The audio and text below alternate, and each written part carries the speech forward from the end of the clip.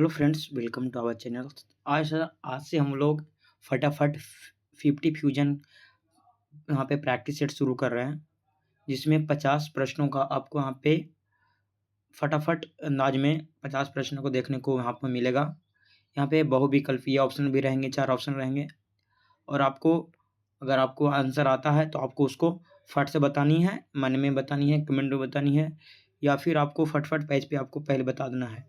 ठीक है? अब चेक करिएगा कितना आपको सही होता है, क्योंकि इस पे ज़्यादा विस्तार से बात नहीं किया जाएगा, सिर्फ आपको इसमें आंसर पे बात किया जाएगा।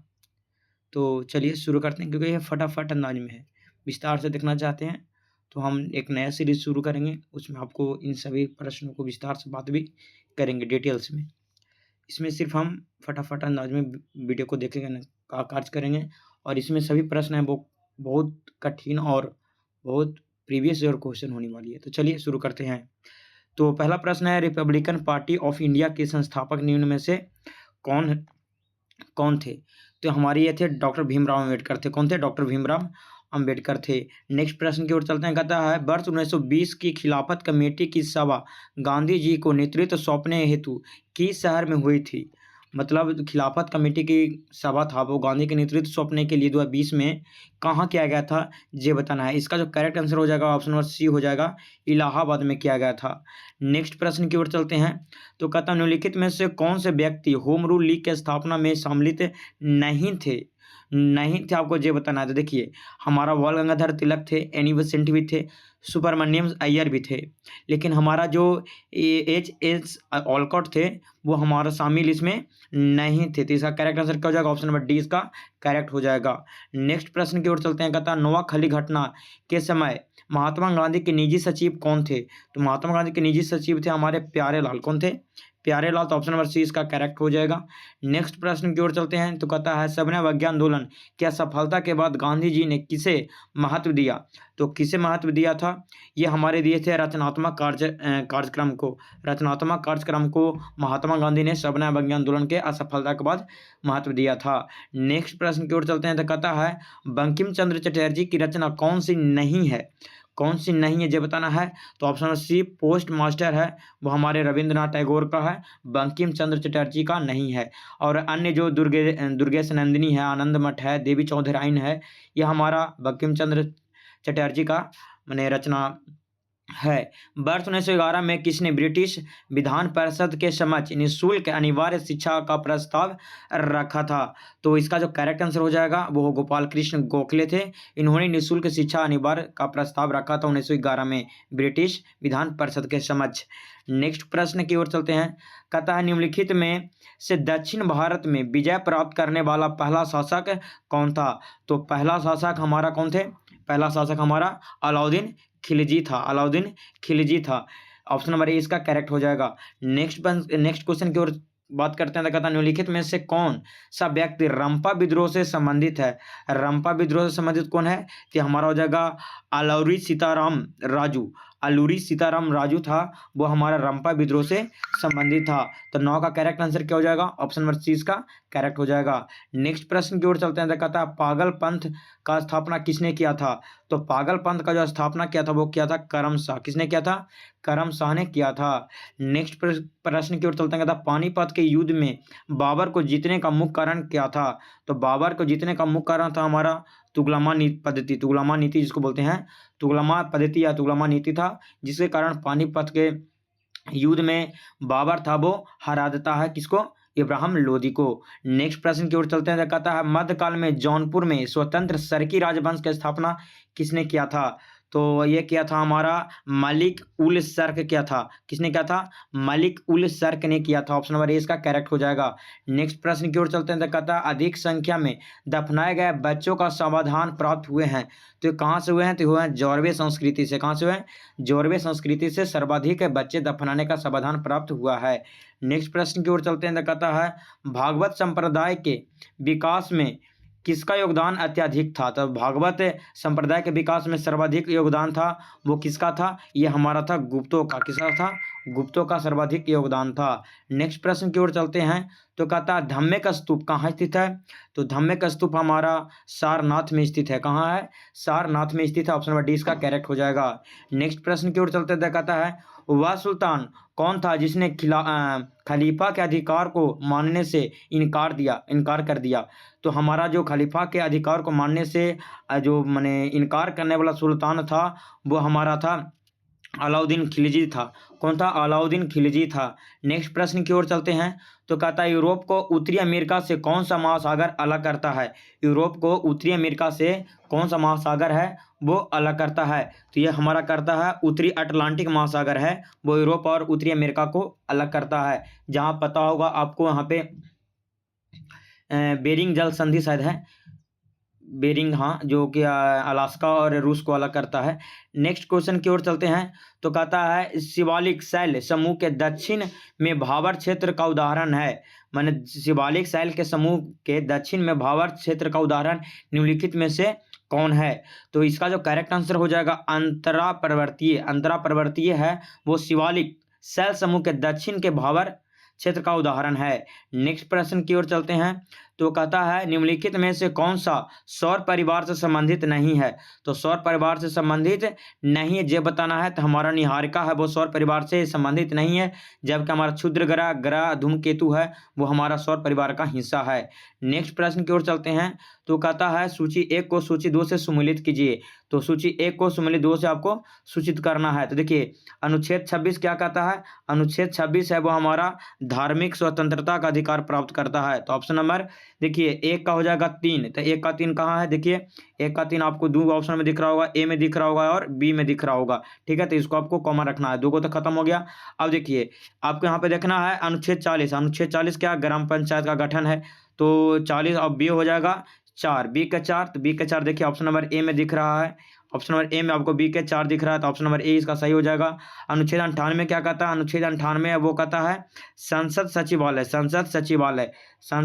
सचिवालय का इसमें वर्णन किया गया है। नेक्स्ट प्रश्न की ओर चलते हैं। यहाँ पे सॉरी एक और है, कहता है अनुच्छेद 239 है वो हमारा संघ राज प्रशासन का वर्णन करता है। तो हो जाएगा 3, 4, 2, 1। ऑप्शन नंबर ए इसका करेक्ट आंसर हो जाएगा। नेक्स्ट प्रश्न की ओर चलते हैं। कहता है कि क्षेत्र में राज्य सरकार का स्थानीय इकाई पर नियंत्रण नहीं होता है। मतलब कहता है कि क्षेत्र पर राज्य सरकार का स्थानीय इकाइयों पर नियंत्रण नहीं होता है। तो करेक्ट आंसर क्या हो जाएगा? ऑप्शन नंबर इसका ए हो जाएगा। नागरिकों की शिकायतें पर राज्य का सरकार का स्थानीय इकाई पर नियंत्रण नहीं होता है। कथन निम्नलिखित कथनों में से कौन सा कथन गलत है? यहाँ पे कथन ही हटा दिया।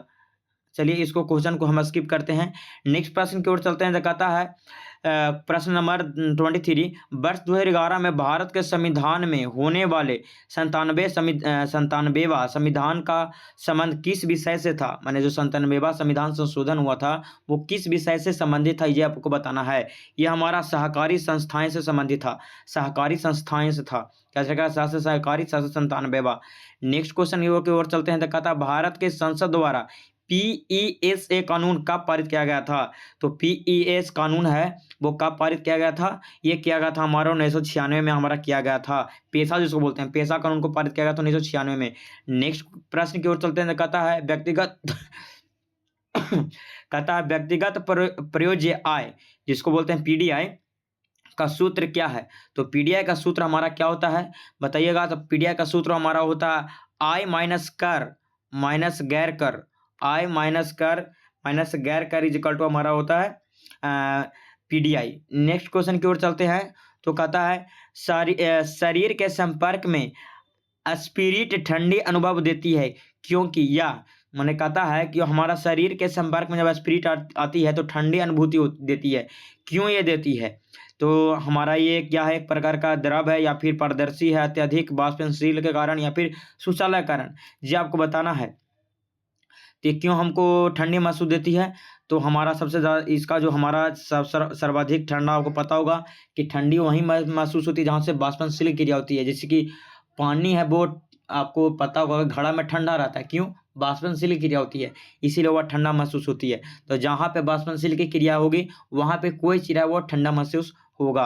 तो ऑप्शन नंबर सी इसका करेक्ट हो जाएगा। नेक्स्ट प्रश्न की ओर चलते हैं। तो कहता है जब जल बर्फ में परिवर्तित होता है तो तापमान परिवर्तित होता है, ऊष्मा प्रभावित नहीं होता, ऊष्मा अवशोषी होता है या ऊष्मा वातावरण की ओर होता है, ये आपको बताना है। तो ये हमारा होता है ऊष्मा का अवशोषण होता है। ऊष्मा का अवशोषण, जब जल बर्फ में परिवर्तित होता है तो ऊष्मा का अवशोषण होता है। नेक्स्ट प्रश्न की ओर चलते हैं। तो कहता है हरे पौधे सौर ऊर्जा का कितना प्रतिशत खाद में बदलते हैं। वो हरे पौधे हैं, वो सौर ऊर्जा का कितना प्रतिशत खाद में बदलते हैं। तो सौर ऊर्जा का 1% वो खाद में बदलते हैं। 1%, याद रखिएगा 1%। और 10% का नियम कांड को किसने दिया था? लिंडेमान साहब दिए थे। नेक्स्ट प्रश्न क्वेश्चन कहता है निम्नलिखित में से कौन सा पारिस्थितिकी उष्ण स्थल हॉट स्पॉट माना जाता है। कहता है निम्नलिखित में कौन सा पारिस्थितिकी उष्ण स्थल हॉट स्पॉट माना जाता है। तो हमारा ये जो हमारा पूर्वी घाट है, पूर्वी घाट यहाँ पे दिया है। निम्नलिखित में कौन सा पारिस्थितिकी उष्ण स्थल, अच्छा उष्ण स्थल हॉट स्पॉट माना जाता है, तो हमारा हो जाएगा पूर्वी घाट, याद रखिएगा पूर्वी घाट। नेक्स्ट प्रश्न की ओर चलते हैं। कहता है एसिटिक अम्ल तथा एथिल अल्कोहल की अभिक्रिया कहलाती है। तो हमारा एसिटिक अम्ल और एथिल अल्कोहल की अभिक्रिया क्या कहलाती है, ये बताना है। ये हमारा कहलाता है एस्टीकरण कहलाता है।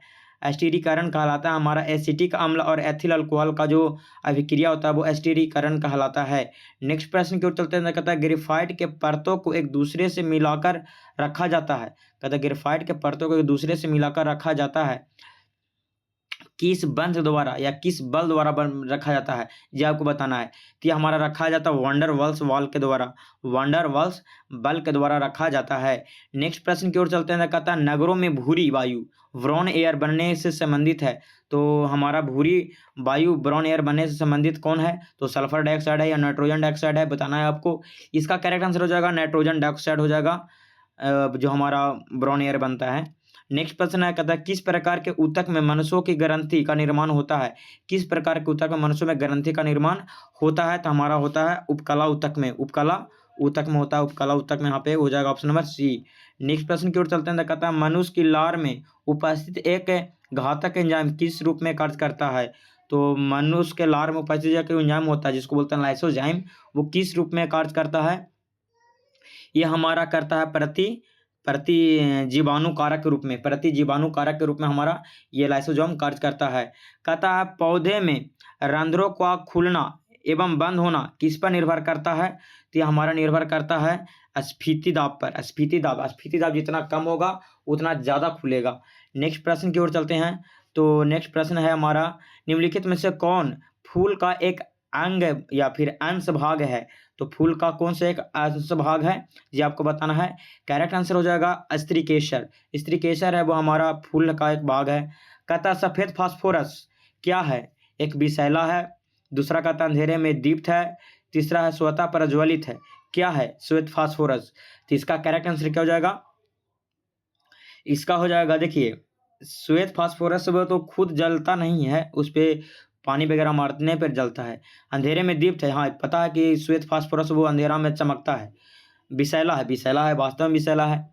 तो इसका जो करेक्ट आंसर हो जाएगा ऑप्शन नंबर सी हो जाएगा। ऑप्शन नंबर सी हो जाएगा। ऑप्शन नंबर सी 1 और 2 दोनों सही है, और तीसरा सही नहीं है। नेक्स्ट प्रश्न कहता है सामान्य ठंड में नासिका संकुलन के लिए उत्तरदायी होता है। जो हमारा सामान्य ठंड में नासिका वो संकुलन के लिए उत्तरदायी होता है।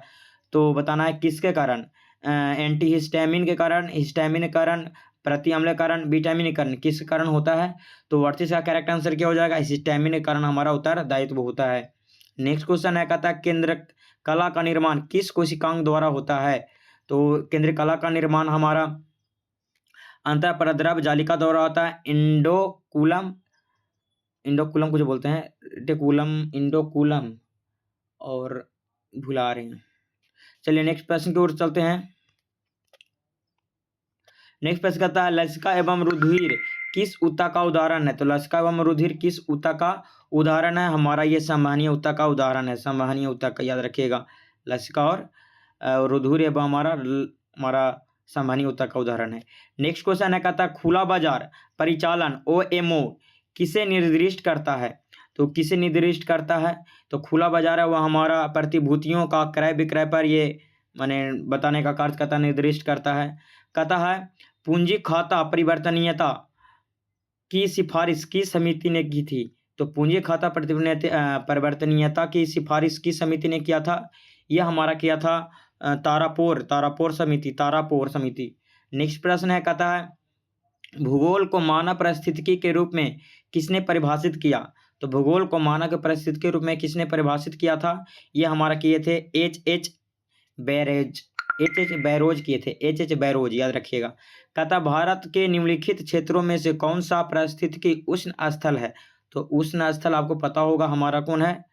देखिए उष्ण स्थल पूछा है ना भारत के लिए, तो उष्ण स्थल पश्चिमी घाट यहाँ पे बताता है, जो कि हॉट स्पॉट के रूप में पूछेगा तो हमारा पूर्वी घाट हो जाएगा।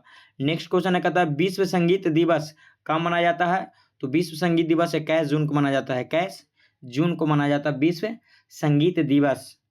नेक्स्ट प्रश्न है, कहता है भारत का पहला राष्ट्रीय समुद्र उद्यान कहाँ स्थित है?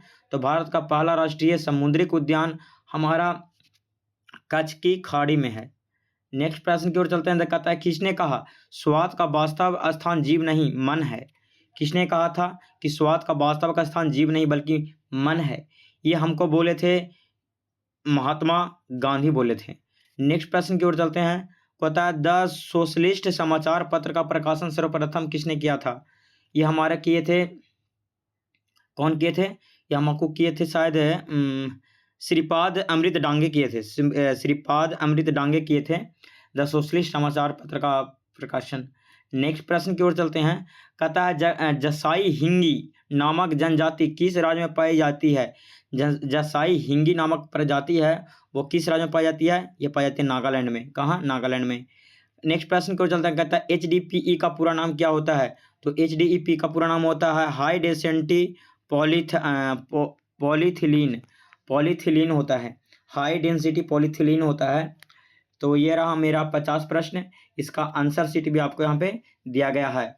यदि आप चाहते हैं कि हमको ये PDF फ्री मिले तो आपको टेलीग्राम से ज्वाइन हो जाना है। सभी का लिंक आपको वीडियो के डिस्क्रिप्शन में मिल जाएगा। तो आप अगर वीडियो अच्छा लगता है तो आप दोस्तों के पास शेयर भी कर सकते हैं। तब तक के लिए जय हिंद, जय भारत।